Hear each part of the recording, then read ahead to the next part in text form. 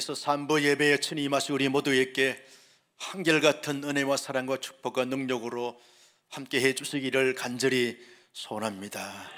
오늘따라 여러분의 얼굴을 보니까 유난히 빛나서 제가 눈을 뜨고 여러분들의 모습을 볼 수가 없을 정도로 찬란하게 빛이 납니다.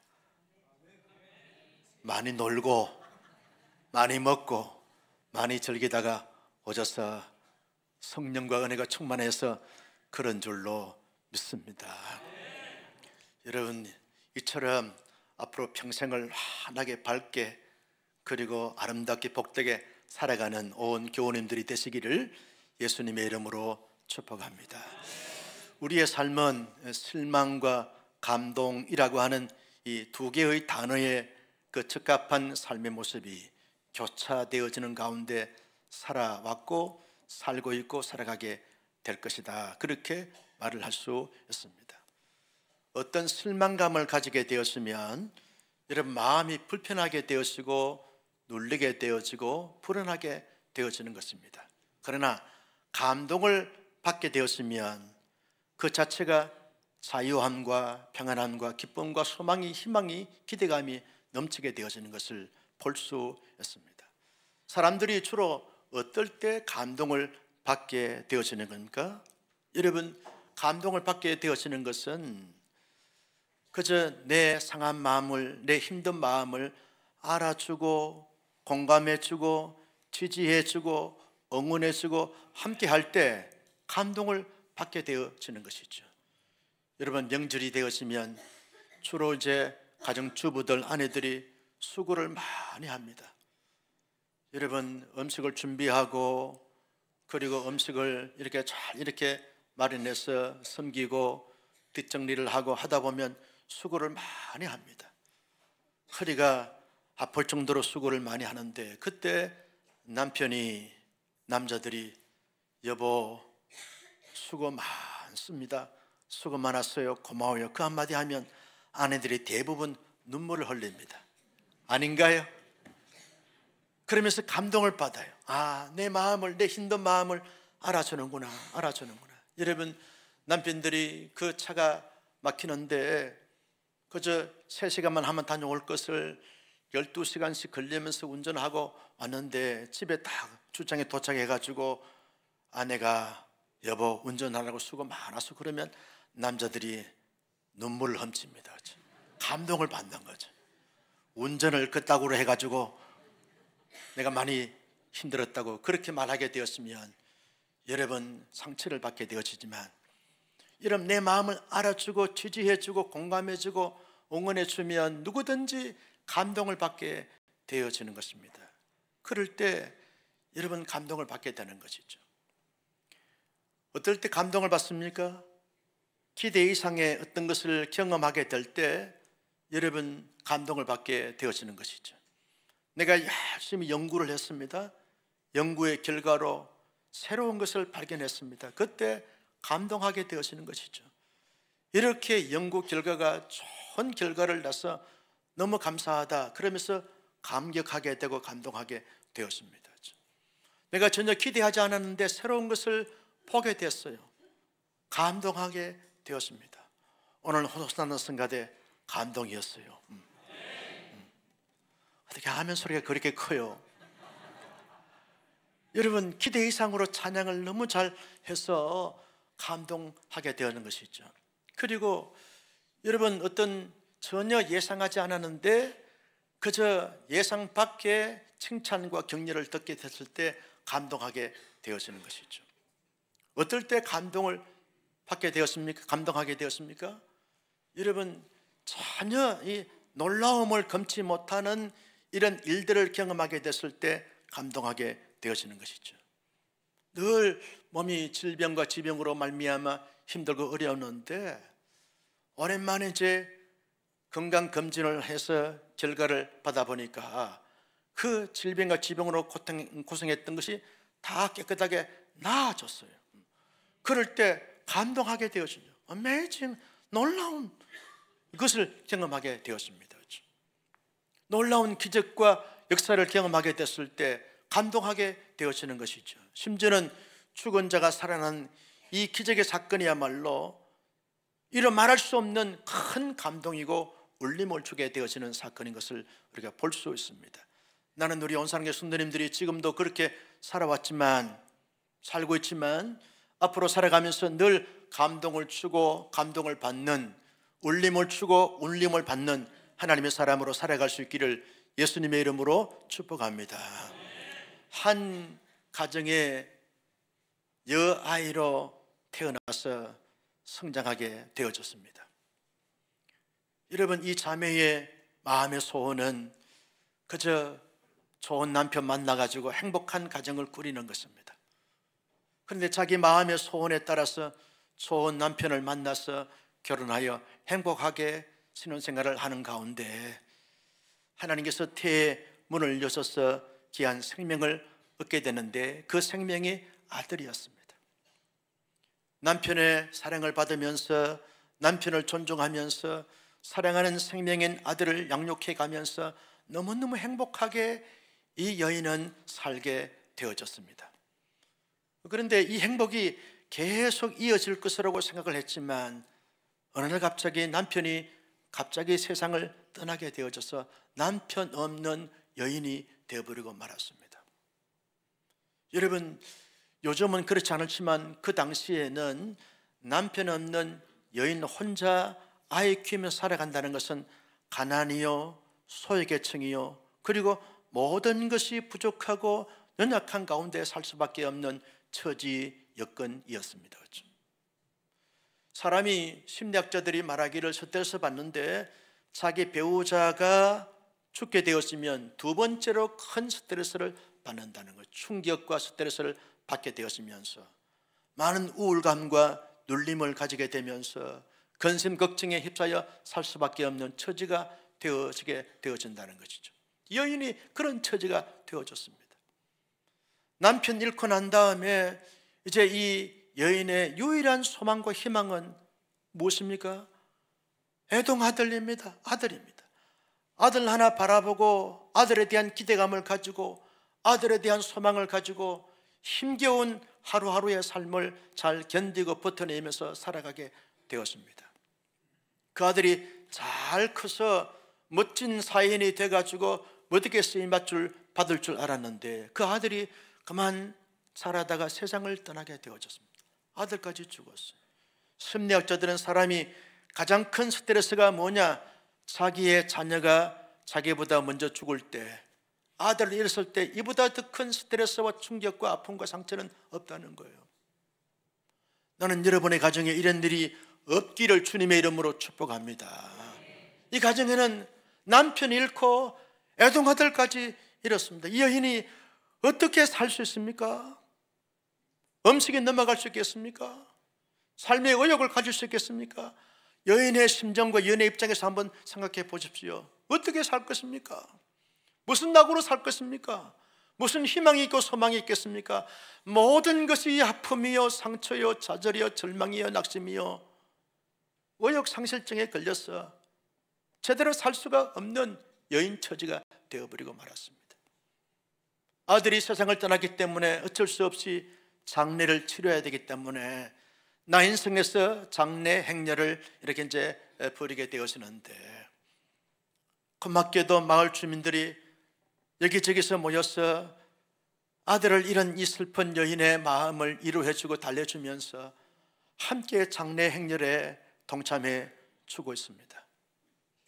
그 비극적인 그 슬픔, 그 참혹한 현장에 누가 등장합니까?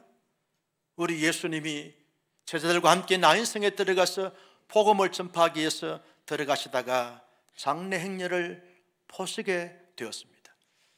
예수님께서 순간적으로 보고 지나가면 되는 것이죠. 왜? 장례식은 예수님께 그렇게 반가운 장례식이 아닙니다. 그렇죠? 장례식은 죄로 말미암아 죽은 자의 장례식이기 때문에 부정한 것으로 여기기 때문에 장례식은 이렇게 보지 않고 스쳐 지나가면 되는 것이죠. 근데 예수님이 계속 뚫어지게 그 장례 행렬을 보고 계시는 거죠. 그때 예수님의 마음이 동하게 되었습니다. 그 예수님의 마음이 이 장례식을 보면서, 예수님은 전지하시기 때문에 아시는 거죠. 누가 죽었는지,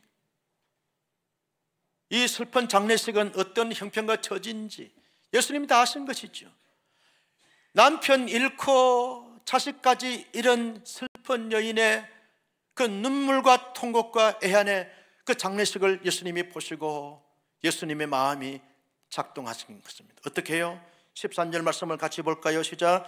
주께서 가부를 보시고 불쌍히 여기사 울지 말라 하시고 불쌍히 여겨 주셨어요. 불쌍히 여기다라고 하면 지난주도 말씀을 드렸지만 민망히 여기다, 인간의 창자가 꼬여서 뒤틀려서 그 아픔을, 쓰라린 그 아픔을 말하는 것이죠. 공감하는 것이죠. 헤아리는 것입니다. 이해하는 것입니다. 마음이 가는 것입니다.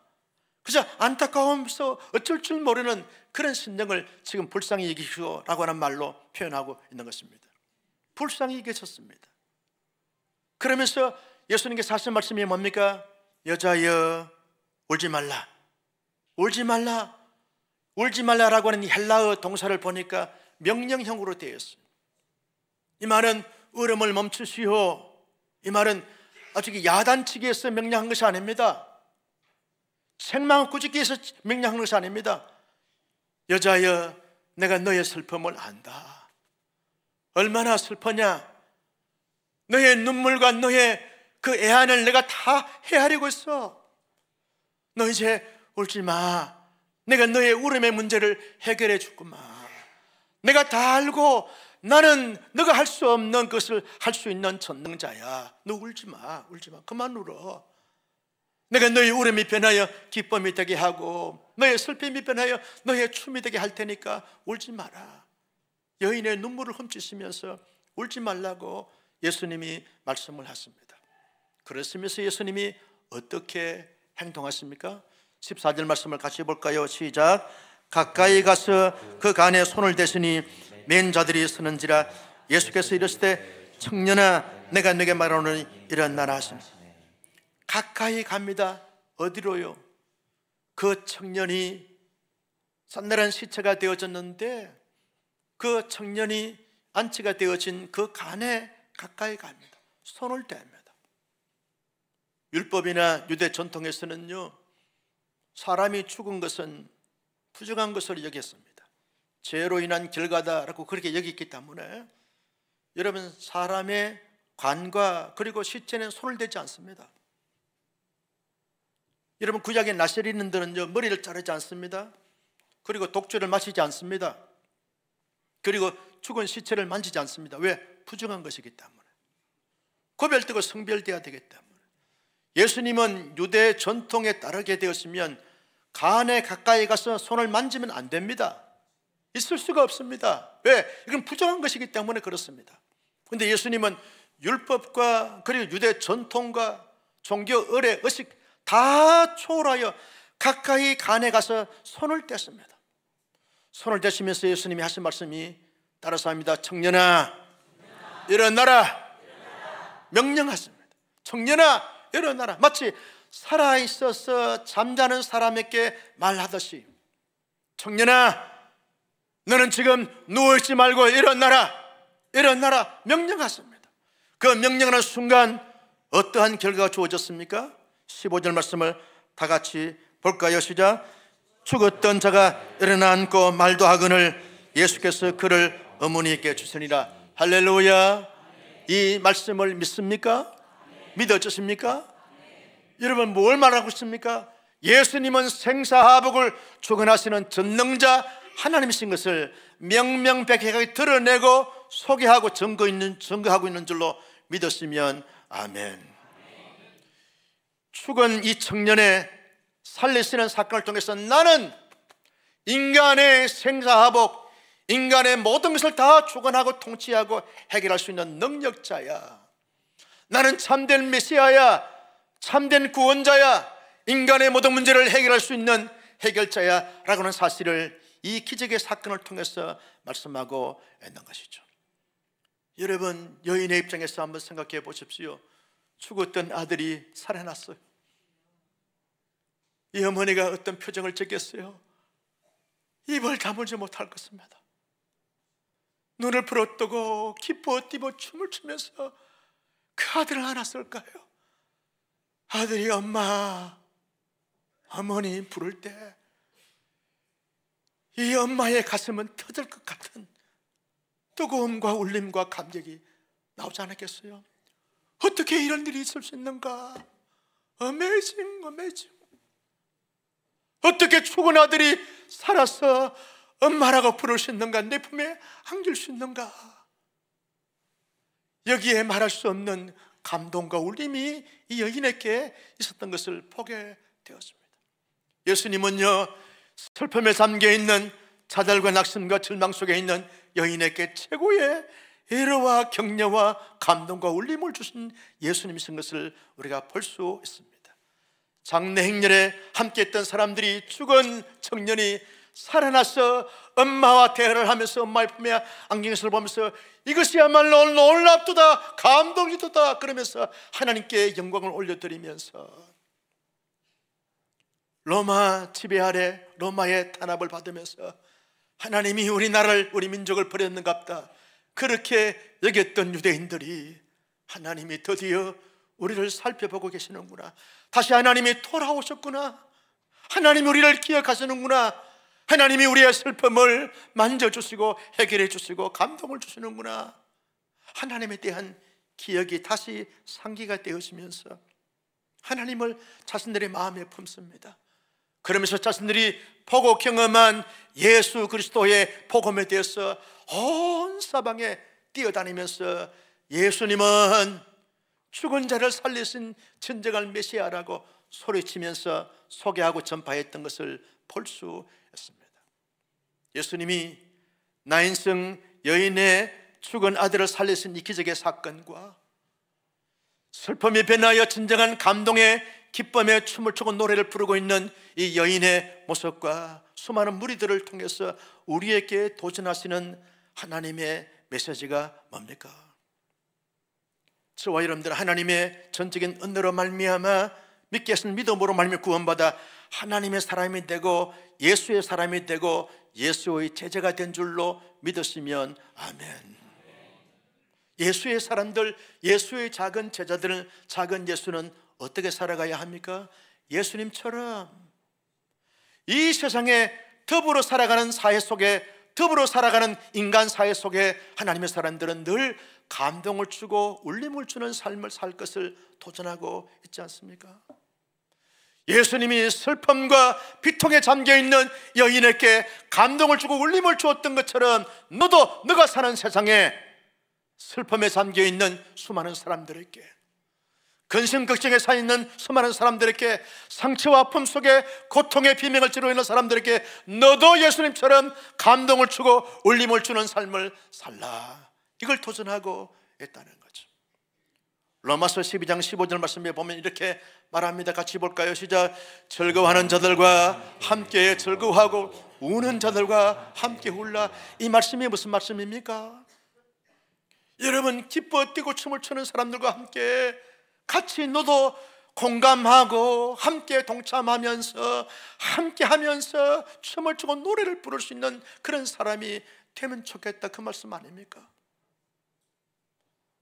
잘 됐어요. 기뻐하고 춤을 추고 있는 사람에게 운이 좋아서, 재수가 좋아서 어쩌다 보니까 그렇게 잘 돼가지고 좋겠다, 비아냥거리고 헐떡고 비방하는 그런 자세가 아닌 진정한 마음을 담고 함께 춤을 추고 함께 노래를 부를 수 있는 이런 이로자, 이런 감동을 주는 자, 그런 자가 될 것을 말씀하고 있는 거죠.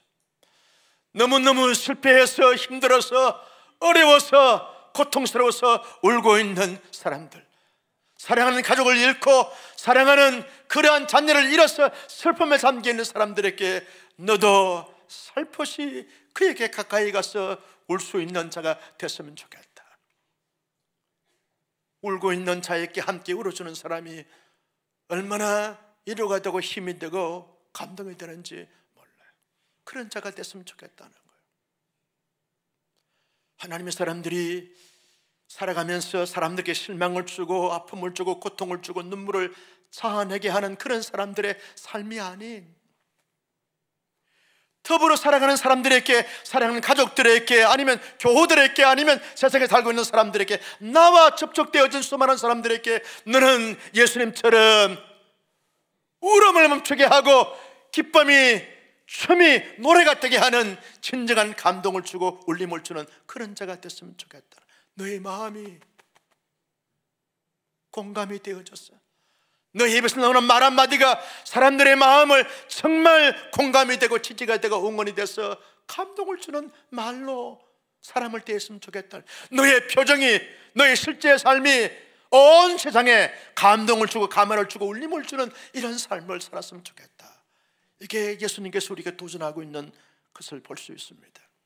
예수님이 마태복음 5장에서 이렇게 말합니다. 너희는 세상에 따라서 합니다. 빛이요 소금이니 너희의 착한 행실을 보고 하나님께 영광 돌리게 하라. 이것이 뭡니까? 감동 주라는 거예요. 사람들이 다 악하고 사악하고 이기적이고 폐쇄적이고 공격적이고 상처 주고 문제를 일으킨다 할지라도 너는, 하나님의 사람들은, 예수의 제자들은 그렇게 살아가서는 안 돼. 세상의 원리와 방식에 따라 살아가는 것이 아니야.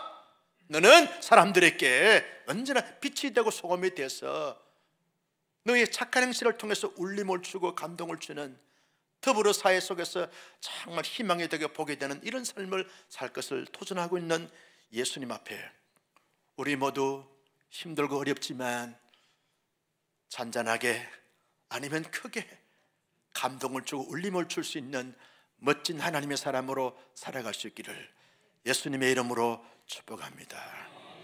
여러분, 사랑하는 가족들에게 어떤 말로, 어떤 행동으로, 어떤 삶으로, 어떤 표정으로 내게 감동을 줄 수 있을까?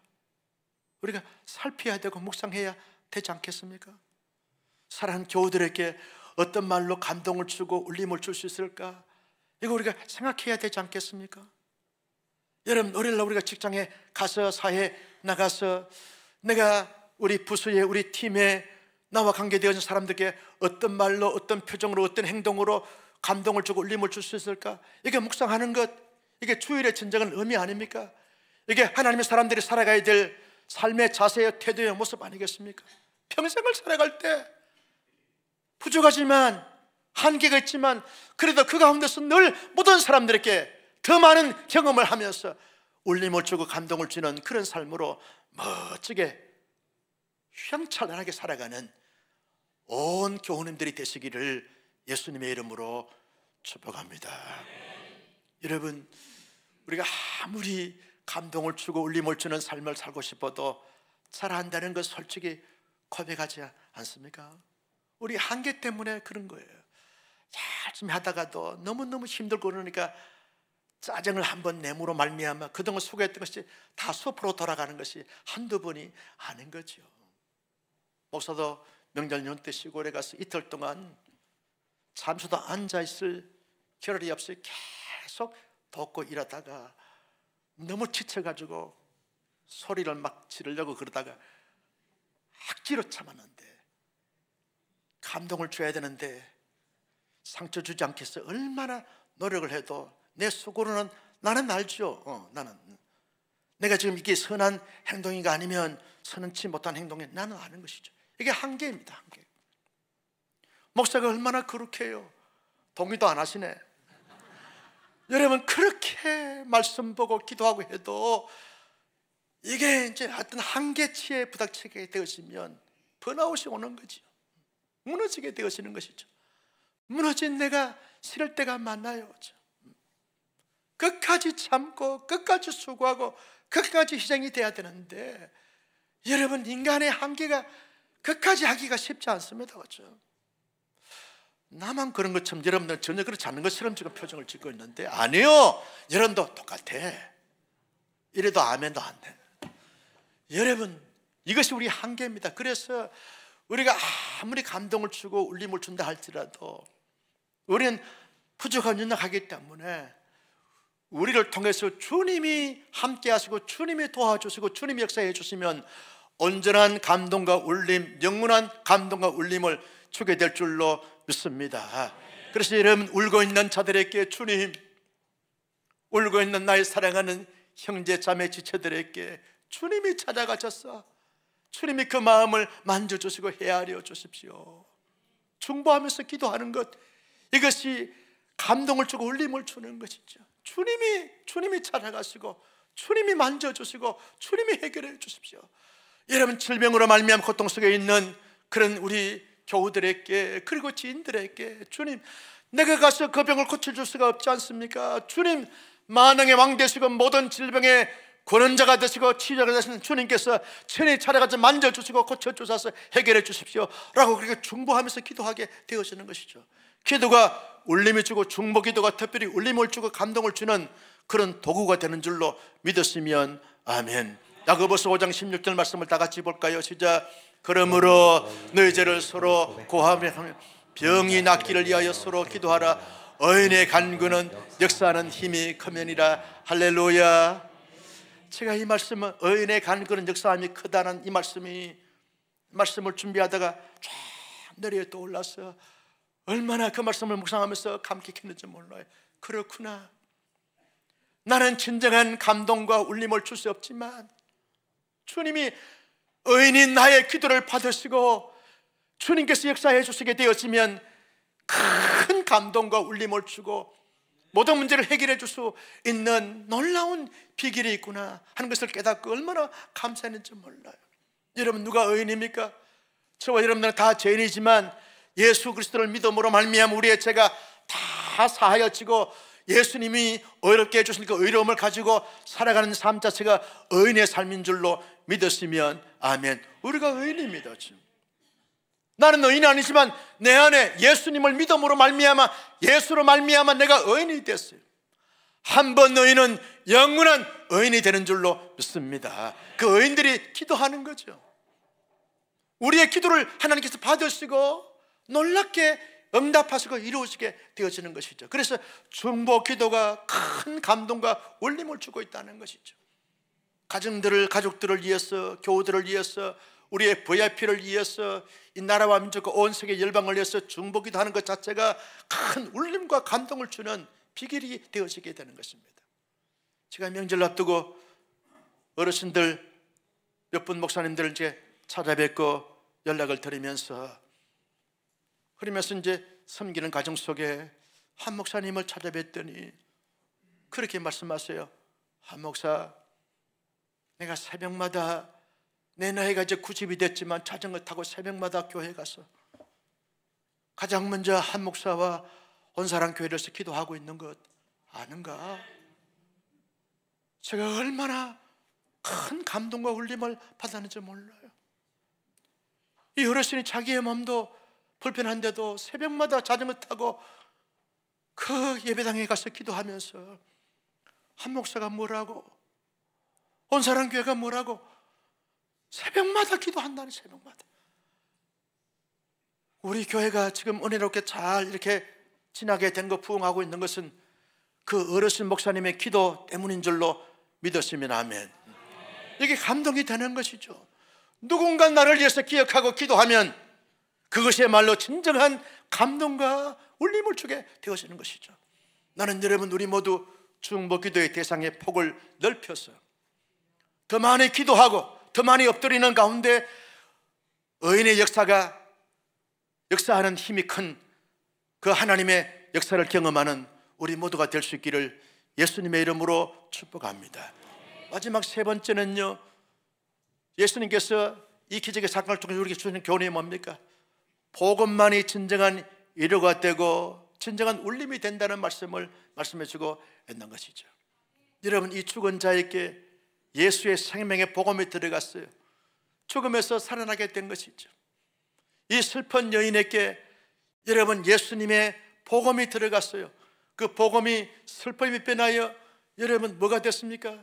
기쁨이 되고 춤이 되고 노래가 됐어요. 장래 행렬에 참됐던 사람들이 복음 없이 살다가 나름대로 선하게 이루어하면서 그렇게 삶을 살았는데 복음이 들어갔어요. 예수님을 경험했어요. 그들에게 하나님께 영광 돌리면서 다시 한번 믿음을 가지게 되면서 사방에 흩어져 자신에게 주신 사명을 감당했던 놀라운 그런 울림과 감동을 주는 삶의 모습이 나타나게 된 것을 볼 수 있습니다. 복음만이 여러분 감동과 울림을 주는 요인이 되는 줄로 믿습니다. 복음이 중요한 것이죠. 여러분, 우리에게 복음이 들어왔어요. 여러분 안에 다 예수 그리스도가 주인으로 계시는 줄로 믿습니다. 이게 복음인 것이죠. 우리 가정에 복음이 들어왔어요. 큰 감동과 울림이 있는 거죠. 여러분, 아직까지 복음이 들어가 있지 못한, 복음을 믿지 못하는 이 우리의 VIP들에게 우리가 복음을 전가하게 될 때 그들도 그 복음이신 예수님으로 말미암아 감동과 울림을 가지게 되어지고, 그들도 더 많은 사람들에게 감동과 울림을 줄 수 있는 이런 사람들이 되게 되는 줄로 믿으시면 아멘. 여러분, 스데반이요, 복음을 증거하다가, 복음을 전하기 위해서 유대인들에게 복음을 증거하다가 예루살렘에서 유대인들에게 돌에 맞아 죽어갑니다. 돌에 맞아 죽어가면서 마지막 순간에 스데반의 한 고백을 보시면, 사도행전 7장 60절 말씀을 다 같이 볼까요? 시작. 무릎을 꿇고 크게 불러 이르되 주여 이 죄를 저들에게 돌리지 마옵소서. 이 말을 하고 자니라.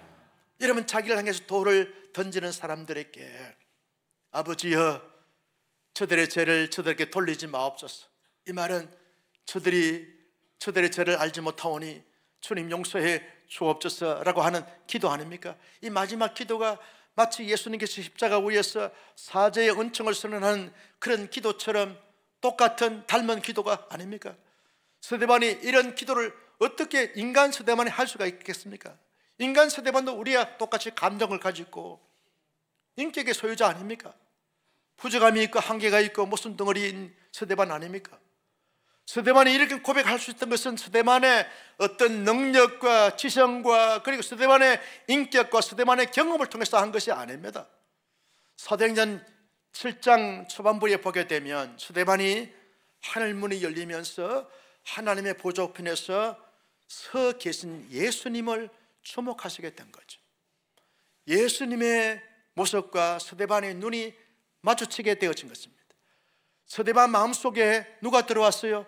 하늘 보좌의 우편에 서 계신 예수님이 스데반의 마음에, 스데반의 생각에, 스데반의 삶에, 스데반의 심령에 확 주인으로 들어서게 된 것이죠. 스데반의 돌에 맞아 죽는 순간에 누가 계십니까? 예수님이 계시는 거죠. 복음이 살아있는 것이죠. 그 예수 그리스도의 복음 때문에 스데반은 견딜 수 있고 참을 수 있고 감당할 수 있고, 그러면서 사죄의 용서를 선언하는 이런 영적인 거성이 되고 거장이 되어서 많은 사람들에게 감동을 주고 울림을 준 하나님의 사람이 된 것을 볼 수 있습니다. 그처럼 복음이 내 안에 중심이 되고 주인이 되고 복음이 내 안에 생명이 되어지게 되면 우리 모두는 누구에게든지 감동과 울림을 주게 되는 줄로 믿습니다. 나는 여러분 앞으로 남은 생에 살아가는 동안에 늘 예수님을 내 안에 모시고 예수님과 함께 동행함으로 말미암아 가정 안에서든지 그리고 교회 안에서든지 사회 그리고 우리의 VIP들 관계성 속에서 늘 감동과 울림을 줌으로 말미암아 더불어 복되게 삶을 살게 하는 신실한 하나님의 사람으로 살아갈 수 있기를 예수님의 이름으로 축복합니다. 존귀하신 아버지 하나님, 주신 말씀 마음속에 새겼습니다. 이 말씀